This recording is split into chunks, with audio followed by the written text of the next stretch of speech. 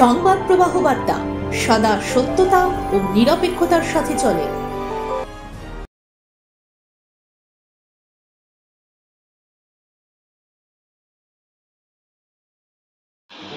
বিদ্যাত্যঞ্চ নৈপত্যঞ্চ নৈবতুল্য কদাচনা, স্বদেশী পূজ্যতে রাজা বিদ্যান সর্বত্র পূজ্যতে। শিশুকাল থেকে প্রকৃত শিক্ষায় শিক্ষিত করে এক বিদ্যান মানুষ হয়ে বর্তমান শিক্ষার্থীরা সমাজের সকল জীবজাতির জন্য তাদের অবদান রাখতে পারে, তারই ঐকান্তিক প্রচেষ্টা চালিয়ে যাচ্ছে হুগলি জেলা শ্রীরামপুর সাতঘরা হাই স্কুল। এই স্কুলের শিক্ষক শিক্ষিকাদের শিক্ষাদানের ঐকান্তিক প্রচেষ্টা, যা নজর কেড়েছে অভিভাবকদের কাছে। স্কুলের পঠন পাঠন থেকে শিক্ষার্থীদের অতিরিক্ত কার্যক্রম, যা আর 5টা বাংলা মাধ্যম স্কুলের থেকে সম্পূর্ণ ব্যতিক্রমী। আধুনিক শিক্ষা ব্যবস্থার মোড়কে মোড়া এ স্কুল, যার ফলস্বরূপ অভিভাবকরাও নিজেদের সন্তানদের উচ্চশিক্ষার ব্যাপারে ভীষণ আশাবাদী।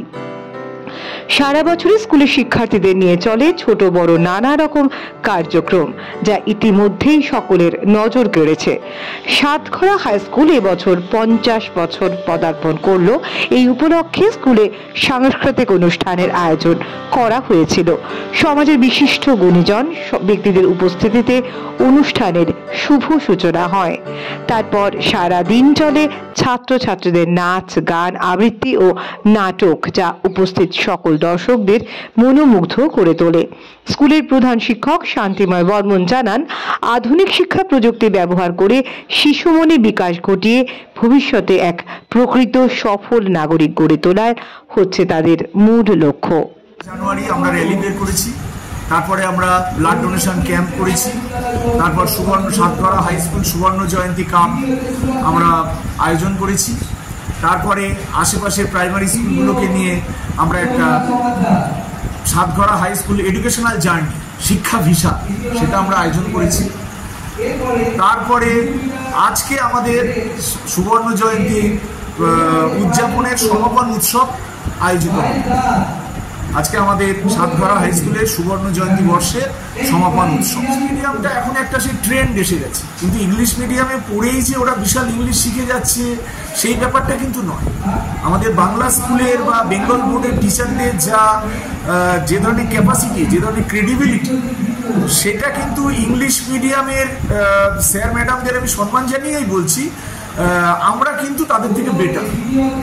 কিন্তু এখন গার্জিয়ানদের একটা ফ্যাসিনেশন হয়ে গেছে, কিন্তু এই ব্যবস্থাটা কিন্তু আমাদের অতটা সমস্যার সৃষ্টি করে না, কারণ আমরা এমন একটা সিস্টেম আমাদের মধ্যে ইনবিল্ট অবস্থায় আছে যে আমরা কিন্তু ইংলিশ মিডিয়ামের মতোই সমস্ত সিস্টেম আমাদের এখানে আছে। আমাদের স্কুলে ক্যারাটে হয়, যোগা হয়, আমরা বাচ্চাদেরকে এনসিসি শেখাই, আমরা বাচ্চাদেরকে গান, নাচ, তাদের জন্য আমরা গেস্ট টিচার নিয়োগ করে রেখেছি।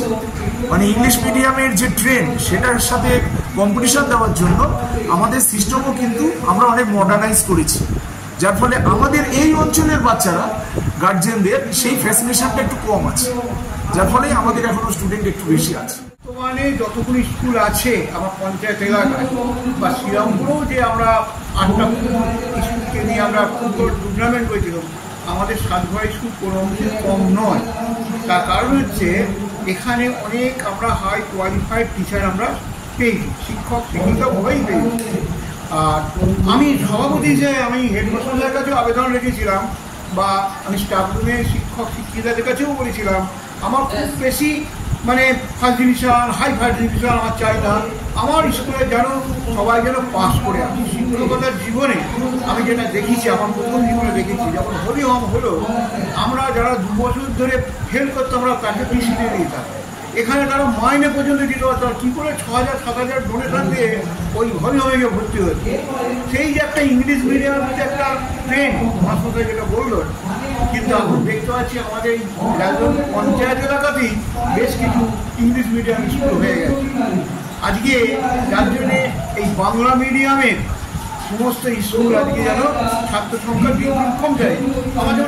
কিন্তু আমরা ওদের সঙ্গে পাল্লা দিয়ে আমাদের সাতঘরা হাই স্কুলকে আমরা ঠিক ইংলিশ মিডিয়ামের ধাঁজে আমরা সেটা গড়ে তুলতে পেরেছি, বা এখনো আমাদের অক্লান্ত পরিশ্রম শিক্ষক শিক্ষিকা, বিশেষত আমার এই হেডমাস্টার, আমার প্রধান শিক্ষক মহাশয় শান্তিময় বর্ধন মহাশয় যে আমার চিন্তাধারার সঙ্গে ওনার চিন্তাধারা একদম 100%। এই জন্যে আজকে আমরা স্কুলটাকে একখানি তুলে নিই, কাছাকাছি নিয়ে যেতে পেরেছি, প্রায় ইংলিশ মিডিয়ামের কাছাকাছি নিয়ে যেতে পেরেছি।